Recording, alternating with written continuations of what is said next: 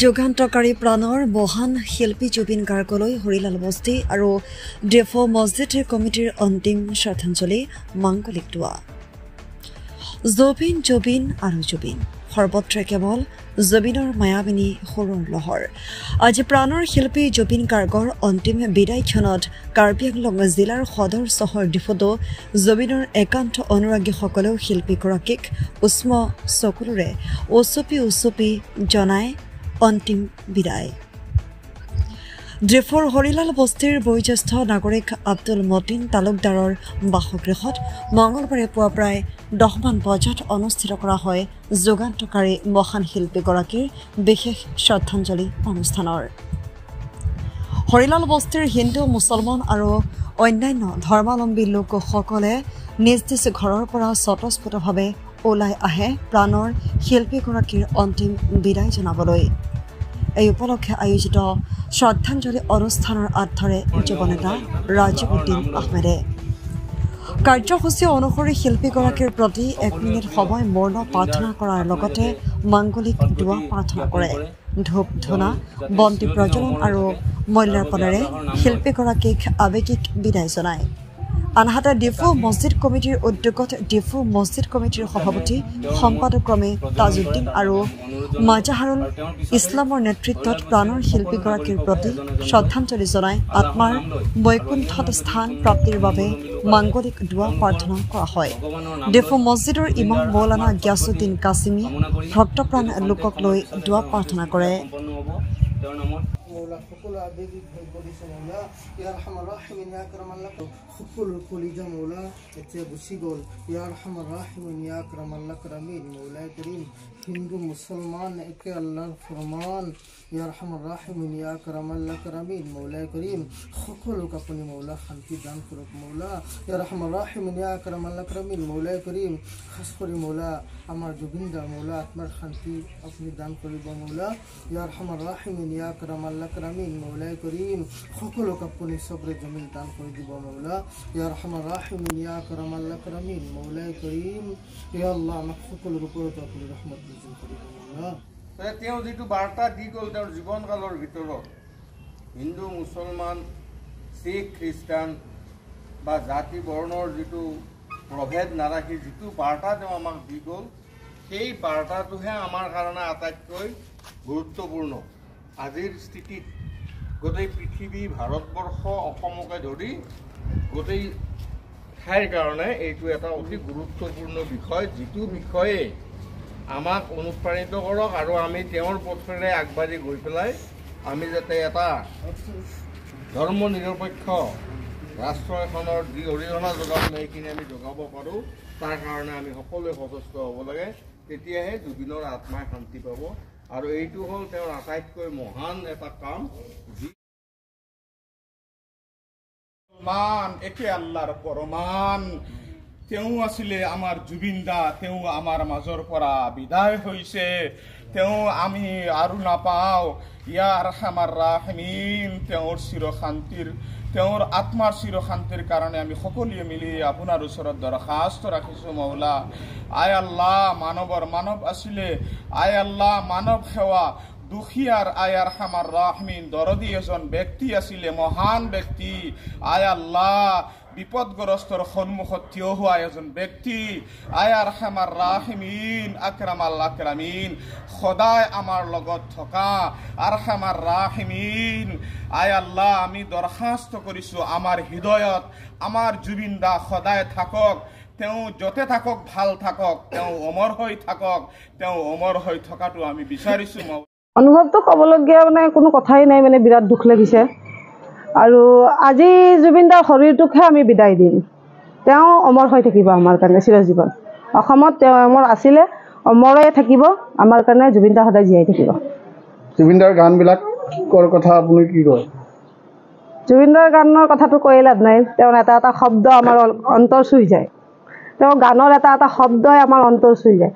আমাৰ যিমানখিনি ফিলিংছ আছে তেওঁৰ গানৰ দ্বাৰা দি আমি এটা এটা গান চিলেক্ট কৰিব পাৰোঁ, আমি তেওঁৰ দ্বাৰা দি পেলাই গোটেই ফিলিংছ আমাৰ ফিল কৰিব পাৰোঁ, অনুভৱ কৰিব পাৰোঁ। প্ৰথমে মই শ্ৰদ্ধাঞ্জলি জ্ঞাপন কৰিছোঁ ডেকা চামৰ অসমৰ নহয় সমগ্ৰ ভাৰতবৰ্ষৰ ডেকা চামৰ হাৰ্টথ্ৰব জুবিন গাৰ্গক মই শ্ৰদ্ধাঞ্জলি জনাইছোঁ। শ্ৰদ্ধাঞ্জলি মই মুখেৰে জনাইছোঁ, কিন্তু মই মুখেৰে ভাষাত মানে এইটো আপোনাৰ প্ৰয়াস কৰিলেও মই নোৱাৰিম প্ৰকাশ কৰিবৰ কাৰণে, কাৰণ এনেকুৱা এজন মানুহ আমি হেৰুৱাই দিলোঁ, যি শৈশৱকালৰ এটা শিশুৰ পৰা আৰম্ভ কৰি বয়োজ্যেষ্ঠ এজন বৃদ্ধলৈকে সকলোকে মানে টাচ কৰিব পৰা, মানে হৃদয়ত টাচ কৰিব পৰা মানুহ এজন আমি হেৰাইছোঁ। ই অসমৰ নহয়, নৰ্থ ইষ্টৰ নহয়, সমগ্ৰ ভাৰতবৰ্ষৰ কাৰণে অপূৰণীয় ক্ষতি।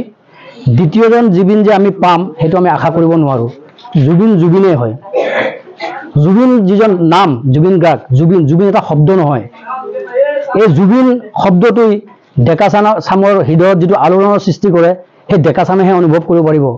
আজি সমগ্ৰ অসমত আপোনালোকে দেখিছে, নৰ্থ ইষ্টত দেখিছে, আপোনাৰ ভাৰতবৰ্ষত দেখিছে যে এজন ব্যক্তি, এজন শিল্পী জুবিন গাৰ্গ, এই জুবিন গাৰ্গৰ যেতিয়াই খবৰটো পাইছে যে আপোনাৰ যে জুবিন গাৰ্গ ইনচিডেণ্ট এটা হৈছে তাত ছিংগাপুৰত হোৱাৰ লগে লগে কিছু সময়ৰ পিছত গম পাইছোঁ আমি যে তেখেতক মৃত বুলি ছিংগাপুৰ হস্পিটেল কৰ্তৃপক্ষৰ পৰা ঘোষণা কৰিছে।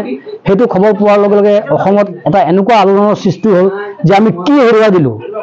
এজন দাদা, কাৰোবাৰ কাৰণে দাদা, কাৰোবাৰ কাৰণে পিতৃ, কাৰোবাৰ কাৰণে অভিভাৱক এজন হেৰুৱাই দিলোঁ। তেখেত এজন এনেকুৱা ব্যক্তি আছিল যিজন ব্যক্তি ধনী মানুহতকৈ দুখীয়া মানুহৰ লগত সম্পৰ্কত বেছি আছিল, দুখীয়াৰ দুখ বুজি পাইছিল। আমি মিডিয়াৰ জৰিয়তে, ইউটিউব ফেচবুকৰ জৰিয়তে আমি দেখিবলৈ পাইছোঁ, তেখেতে কৈছিল যে মই এজন মানুহ, মোৰ কোনো জাতি নাই, কোনো ধৰ্ম নাই। এনেকুৱা এজন মানুহ হিচাপে জীয়াই আছিল। তেওঁৰ জীৱিত কালত তেখেতে যিবোৰ প্ৰগ্ৰেম কৰিলে, 2005তো আমাৰ ধৰ্মঘৰত আহিছিল, সেই সময়তো তেওঁ আমাৰ শিল্পী, আমাৰ কাৰ্বি আংলঙৰ জনপ্ৰিয় শিল্পী পখিলা লেকচেপি বাইদেউ তেখেতক লগ কৰিছিল। লগ কৰি তেখেত নাহিলে তেওঁ ডিফুত নাহিম বুলি কৈছিল। তেনেকুৱা ধৰণৰ এটা জাতি, বৰ্ণ, ভাষা নিৰ্বিশেষে তেখেতে সকলো মানুহৰ লগত মানে তেওঁ টাচত থাকিব পাৰিছিল, মানুহৰ মনত তেওঁ স্থান লাভ কৰিবলৈ সক্ষম হৈছিল। এনেকুৱা এজন ব্যক্তি হেৰাইছোঁ, যিজন ব্যক্তিৰ কথা মই ক'লো নহয়, ভাষাত মই মানে কোনো একো কৰিব নোৱাৰোঁ। চাওক, এইটো কথাটো যিটো কৰিছে এইটো দুদিন আগতে হ'ব লাগিছিল, কিন্তু যিয়ে হওক আমাৰ এখেতে বয়োজ্যেষ্ঠ মানুহ এজনে আগভাগ লয়, আৰু ইয়াত যিসকল তালুকদাৰ আমাৰ তেওঁলোকে আপোনাৰ আগভাগ লৈ যিখিনি কৰিছে তাৰ কাৰণে তেওঁলোকক ধন্যবাদ জ্ঞাপন কৰিব লাগিব। তেওঁলোকে কৰিছে যে এজন বয়োজ্যেষ্ঠ মানুহ, তেওঁৰ মনতো জুবিন গাৰ্গ যে নাইকিয়া হ'ল, তেওঁৰ মনতো এটা হেৰি। তেখেতে মোক কেইদিনমান আগতো ফোন কৰিছিল যে এনেকুৱা কৰিব লাগে, আমি কৰিছোঁ ইতিমধ্যে, ডিফু জামা মছজিদতো আমি কৰিলোঁ, আপোনালোকে মিডিয়াৰ জৰিয়তে জানিব পাৰিব, তাত কৰিছোঁ আমি।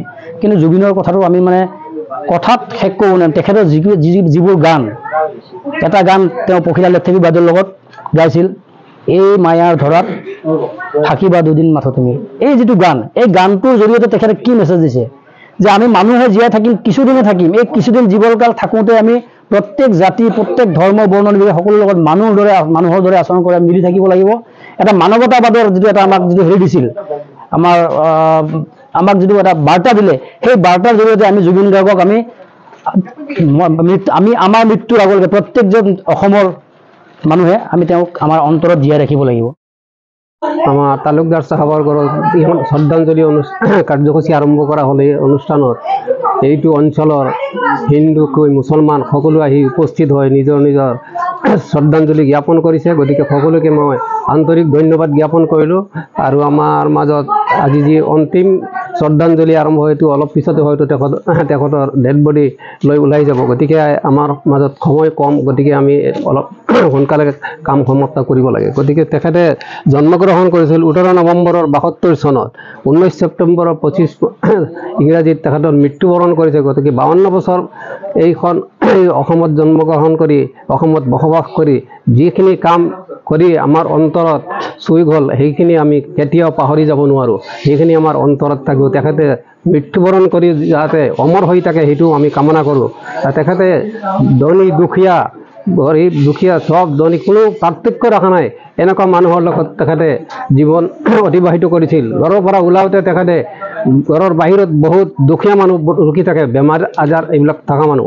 গতিকে তেখেতে পইচা লৈ ওলায়, কেতিয়াবা পকেটত পইচা নাথাকিলে চিকিউৰিটিৰ পৰা টকা পইচা ধাৰ লৈ কিনি মানুহক দি এনেকৈ সহায় কৰিছিল। এনেকুৱা ব্যক্তি যে আমি নেক্সট জীৱনত পাম বুলি আমাৰ খুব আশা কম। গতিকে তেখেতৰ এই আদৰ্শৰে আমি চলি আমাৰ জীৱন অতিবাহিত কৰিব লাগে। সেইখিনি কৈ কিনি মই মোৰ বক্তব্য সামৰিলোঁ।